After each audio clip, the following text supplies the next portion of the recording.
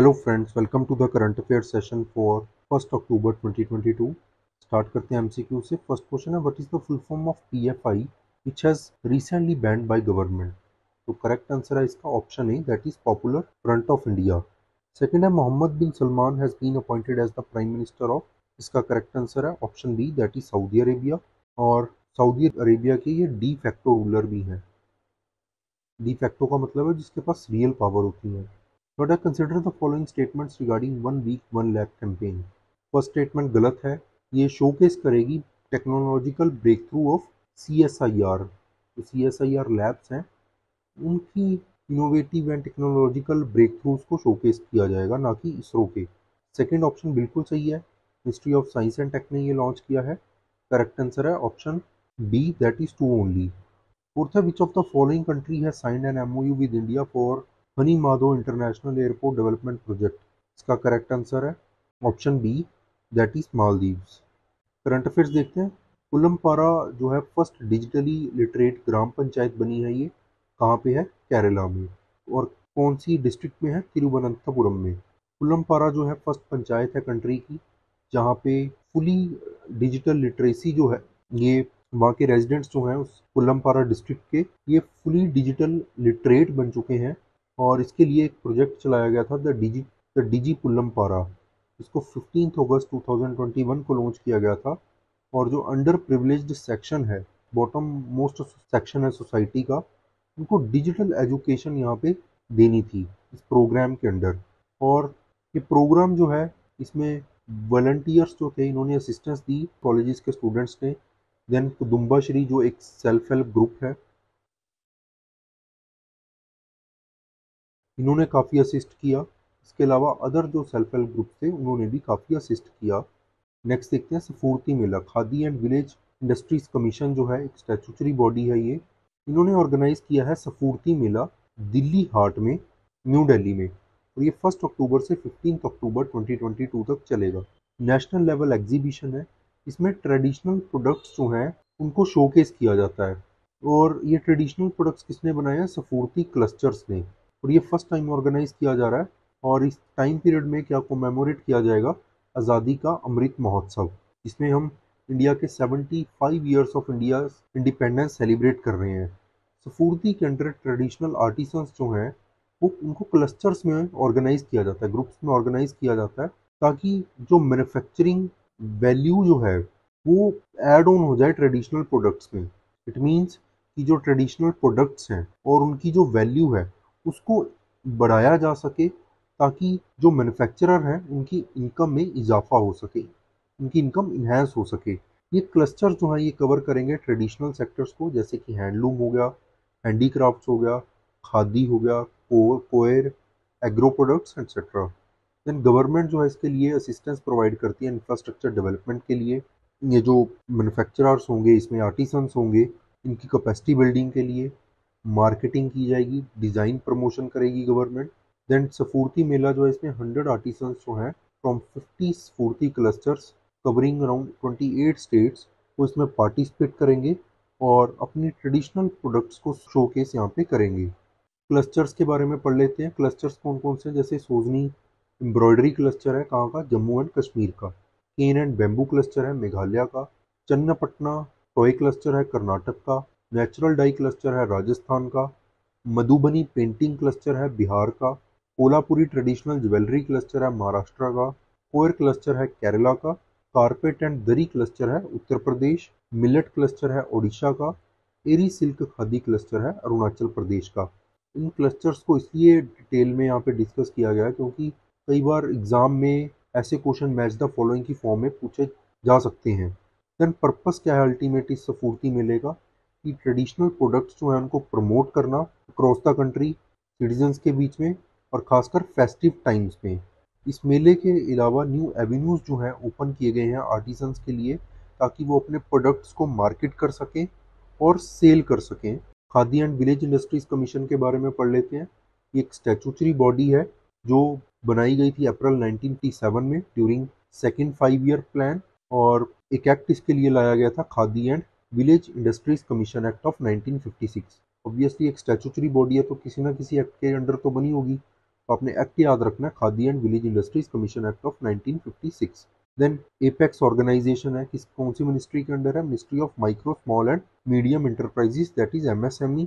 Then ये plan करती है, प्रमोट करती है, फैसिलिटेट करती है, ऑर्गेनाइज करती है और असिस्ट करती है खादी विलेज इंडस्ट्रीज को, ताकि उनको इस्टेब्लिश किया जा सके और इनकी डेवलपमेंट की जा सके रूरल एरियाज़ में। और बाकी जो एजेंसीज है उनको भी इंगेज्ड करती है जहाँ पे भी ज़रूरत पड़े रूरल डेवलपमेंट के लिए। नेक्स्ट देखते हैं world maritime day. International maritime organisation ने ऑब्जर्व किया है वर्ल्ड मैरीटाइम डे। ये जो किया जाता है on the last Thursday of सितंबर, जो लास्ट थर्सडे होगा सितंबर का, उस दिन ये ऑब्जर्व किया जाता है। इस साल दैट इज़ इन 2022 ये ऑब्जर्व किया गया है सितंबर 29 को। ये डे जो है फोकस करता है कि लोगों की अटेंशन जो है ड्रॉ की जा सके मैरीटाइम सेफ्टी को लेकर एंड मैरीटाइम इन्वायरमेंट को लेकर। वर्ल्ड मैरीटाइम डे जो है इसका एक पैरेलल इवेंट ऑर्गेनाइज किया गया है डरबन में, that is in south Africa, जो चलेगा 12 से लेकर 14 अक्टूबर 2022 तक। इस साल की जो थीम है वर्ल्ड मैरीटाइम डे की वो है new technologies for greener shipping.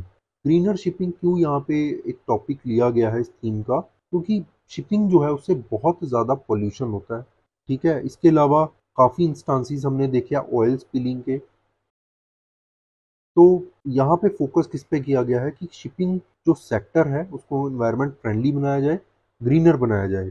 इसमें ग्रीन ट्रांजिशन होगी मैरीटाइम सेक्टर की, इसमें एक सस्टेनेबल फ्यूचर में। इट मीन्स मैरीटाइम सेक्टर को इस तरह से उसकी ट्रांजिशन करनी है ताकि एक सस्टेनेबल फ्यूचर बन सके और हर एक को साथ लेकर चला जा सके।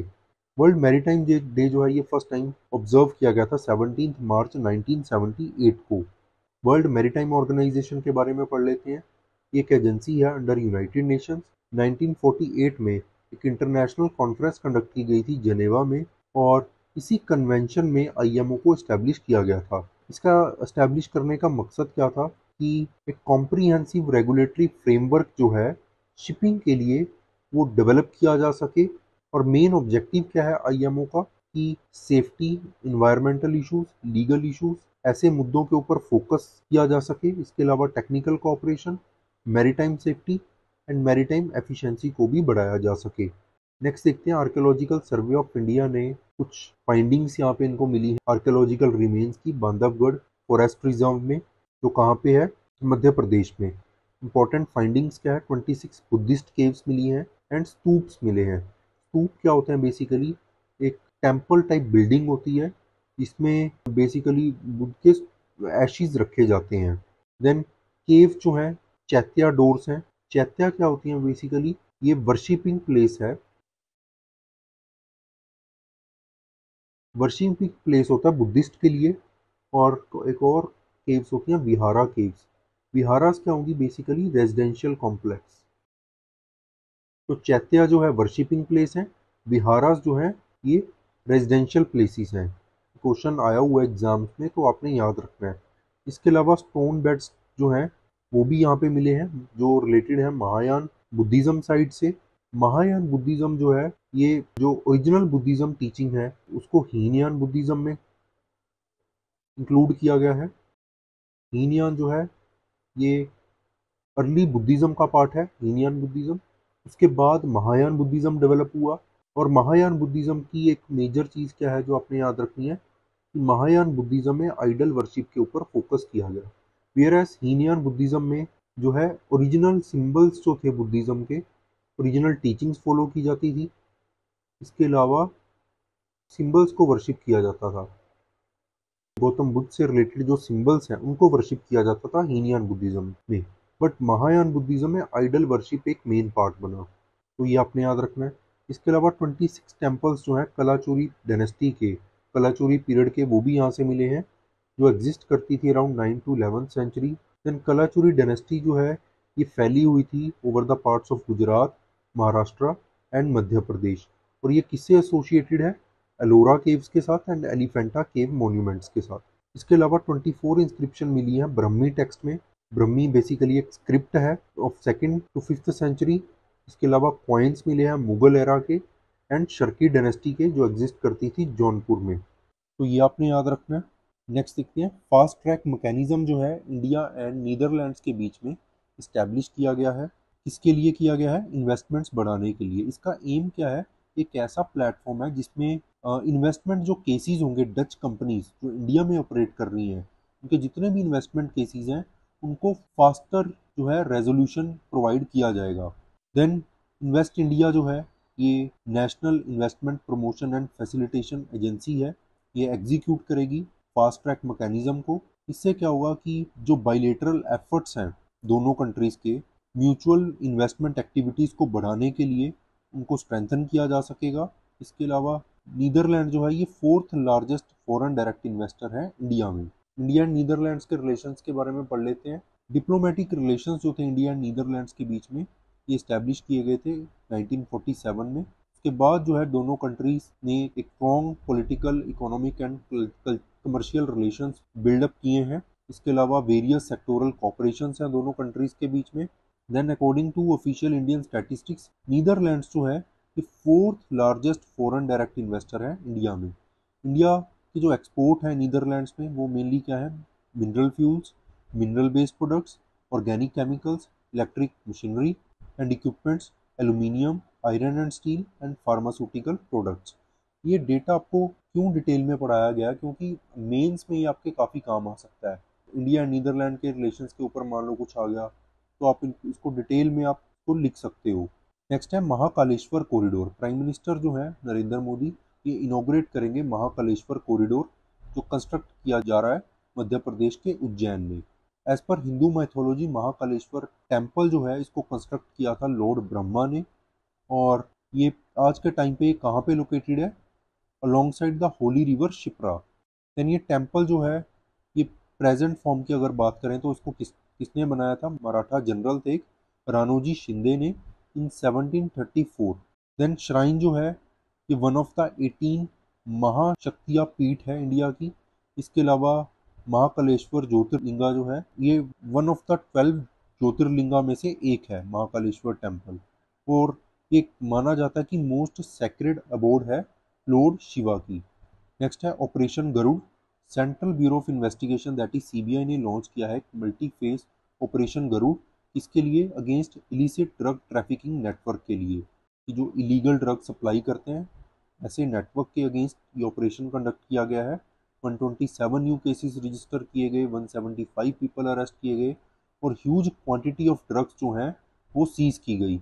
और ये मल्टीपल स्टेट एंड यूटीज़ में कंडक्ट किया गया था ऑपरेशन।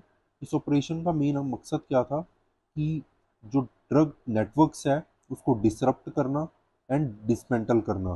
किसके साथ? इंटरनेशनल लिंकेजेस के साथ। और इसके ये रैपिड एक्सचेंज जो है क्रिमिनल इंटेलिजेंस का, वो रैपिड एक्सचेंज यहाँ पे चलता रहा। और कोऑर्डिनेशन जो है की गई लॉ इन्फोर्समेंट एजेंसीज के साथ इंटरनेशनल जूरिस्डिक्शंस में जो है, जैसे कि इंटरपोल है। और इस ड्रग ट्रैफिकिंग के ऊपर काबू पाने के लिए ये सारा कॉपरेशन यहाँ पे किया गया। ग्लोबल कॉपरेशन जो है इनिशिएट किया गया था with Interpol and narcotics control bureau. और इसका जो मेन या स्पेशल फोकस है वो कौन से रीजन पे था? इंडियन ओशियन रीजन पे। और आपने ये भी याद रखना है कि दो मेन ड्रग्स सेंटर्स हैं जहाँ से मेनली ड्रग्स इंडिया में स्मगल किए जाते हैं। एक तो मैरीटाइम रूट है कि समुंदर के थ्रू ड्रग्स आते हैं। दूसरा लैंड रूट में एक है गोल्डन क्रिसेंट, जिसमें कौन कौन सी कंट्रीज है? Pakistan, Afghanistan and Iran. और दूसरा है गोल्डन ट्रायंगल, जिसमें कौन कौन सी कंट्रीज है? Myanmar, Laos and Thailand.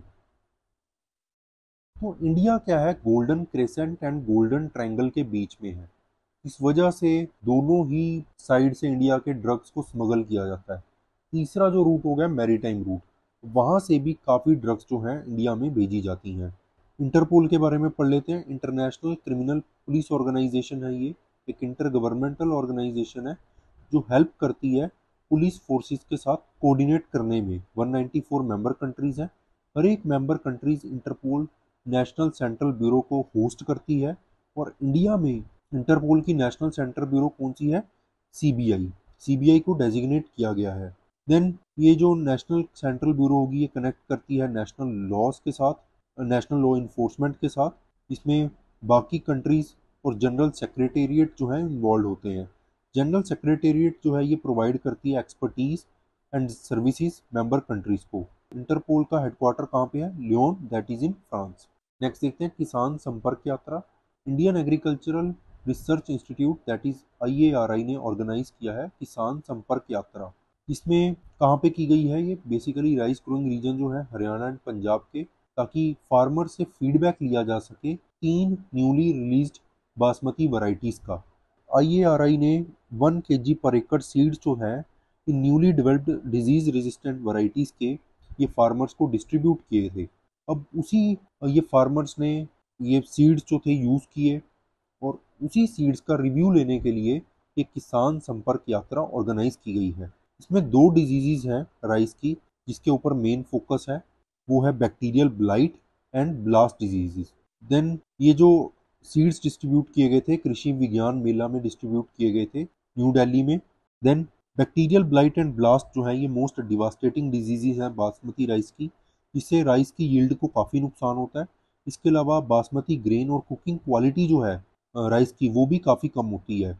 और ये डिजीज़ जो हैं इसको कन्वेंशनली तो केमिकल्स के साथ इनको मैनेज किया जाता है, जैसे कि स्ट्रेप्टोसाइक्लिन है, ट्राईसाइक्लाजोल है। बट क्या है कि ये केमिकल्स जो हैं इनके साथ भी इशू है। क्या इशू है कि यूरोपियन यूनियंस ने ऐसे नेशंस जो ये केमिकल्स यूज़ करते हैं ऐसी कंट्रीज से राइस इंपोर्ट के ऊपर बैन लगा रखा है। देन ICR जो है Indian council for agricultural research, उसने पायनियर की है ये रिसर्च जिसमें इनकॉर्पोरेट किया गया है इन डिजीज़ के लिए रेजिस्टेंस जो है क्रिएट की गई है। कैसे?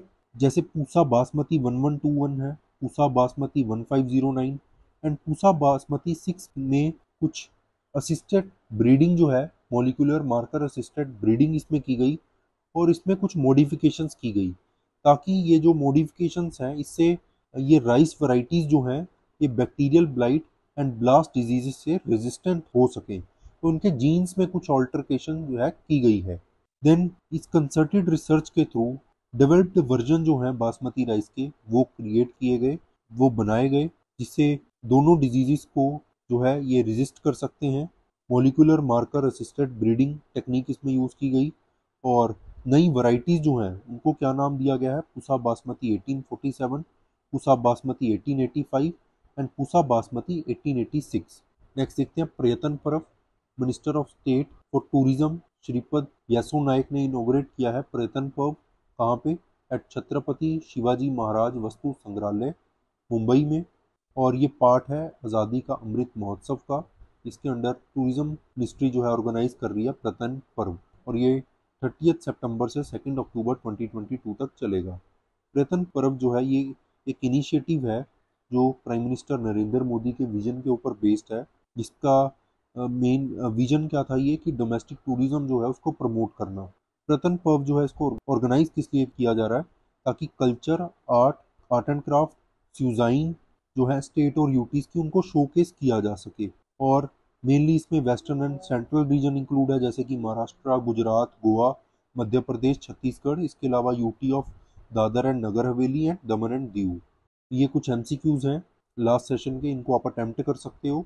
आप इस वीडियो के रिगार्डिंग फीडबैक जो है हमें कमेंट सेक्शन में कमेंट करके बता सकते हो, ताकि हम इसको और ज़्यादा इम्प्रोवाइज कर सकें। So that's it for today, thank you so much.